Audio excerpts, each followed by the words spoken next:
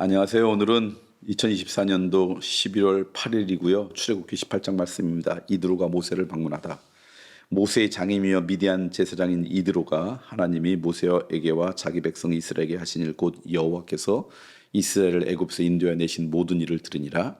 모세의 장인 이드로가 모세가 돌려보냈던 그의 아내 시보라와 그의 두 아들을 데리고 왔으니 그 하나의 이름은 게르솜이라. 이는 모세가 이르기를 내가 이방에서 나그네가 되었다 하며 하나의 이름은 엘리에셀이라. 이는 내 아버지의 하나님이 나를 도우사 바로의 칼에서 구원하셨다 함이더라.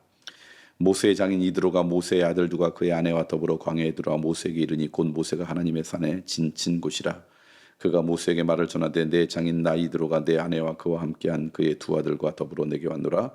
모세가 나가서 그의 장인을 맞아 절하고 그에게 입맞추고 그들이 서로 문안하고 함께 장막에 들어가서 모세가 여호와께서 이스라엘을 위하여 바로와 애굽 사람들에게 하신 모든 일과 길에서 그들에게 당한 모든 고난과 여호와께서 그들을 구원하신 일을 다 장인에게 말하매 이드로가 여호와께서 이스라엘에게 큰 은혜를 베푸사 애굽 사람의 손에서 구원하심을 기뻐하여 이드로가 이르되 여호와를 찬송하리로다. 너희를 애굽 사람의 손에서와 바로의 손에서 건져내시고 백성을 애굽 사람의 손 아래서 건지셨도다.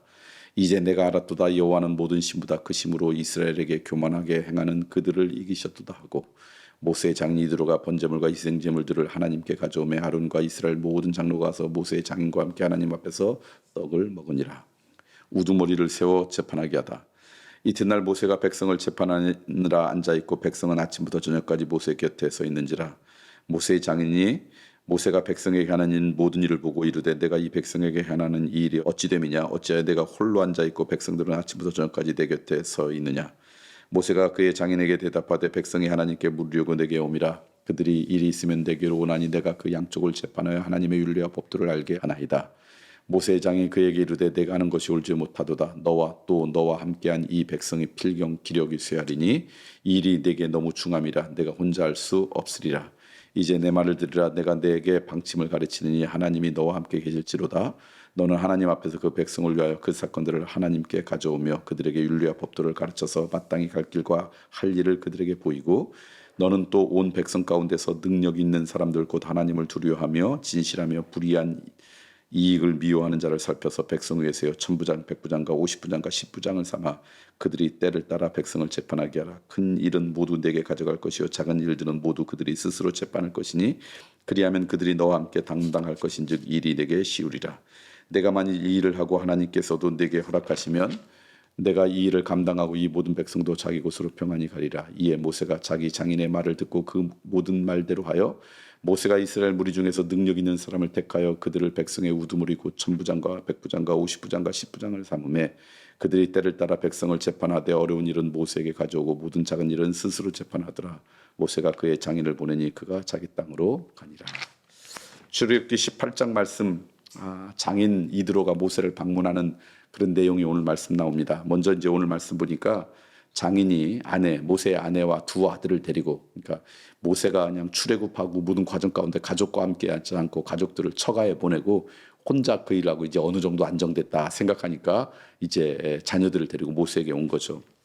근데 이제 모세에게 왔을 때 그 장인을 장막으로 이제 초청한 다음에 모세가 뭐 하나 봤더니 지금까지 하나님께서 하신 일들을 다 이야기해요. 장인에게. 여기가 아주 중요한 것 같아요. 우리가 누군가를 만나고 사람들을 만날 때 우리가 반드시 해야 될 것 가운데 하나는 내 삶 가운데 함께했던 하나님의 은혜, 하나님의 역사를 우리의 입술로 고백하는 것 중요하다는 거예요. 여러분께 묻고 싶어요. 나는 사람들에게 나와 함께했던 하나님의 은혜, 나와 함께했던 하나님의 역사를 고백할 이야기거리가 나에게 있느냐. 이게 중요해요. 내가 하나님의 자녀이면서 그런 일이 없다.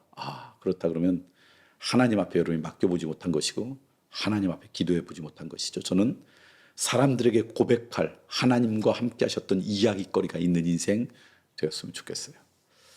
모세가 그렇게 고백했더니 그 다음에 무슨 일이 벌어지냐. 이드로가 하나님을 찬양하고 하나님을 기뻐했어요.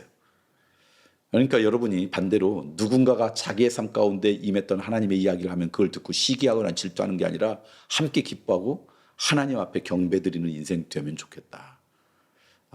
우리는 질투가 있어서 누군가가 하나님께서 역사하신 이야기를 들어보면 시기하고 질투하려고 해요. 그는 어둠이 주는 생각이에요. 죄가 주는 생각이에요. 그걸 들으면 장인처럼 기뻐하고 하나님을 경배하는 인생 되면 좋겠다.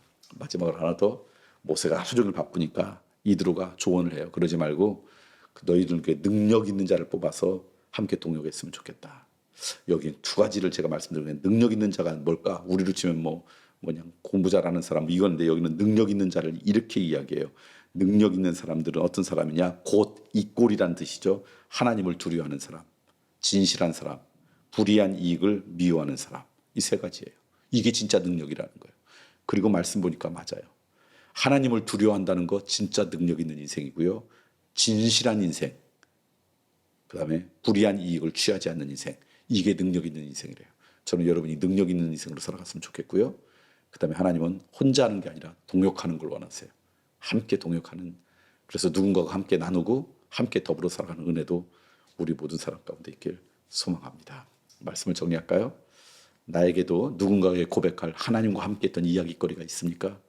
그 이야기가 있는 인생 되었으면 좋겠고요.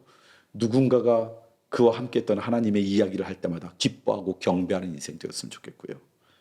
여러분 능력 있는 사람 되십시오. 하나님을 두려워하고 진실하고 불의하는 것을 취하지 않는 인생. 홀로 살아가지 말고 함께 동역하는 그런 은혜가 있기를 소망합니다.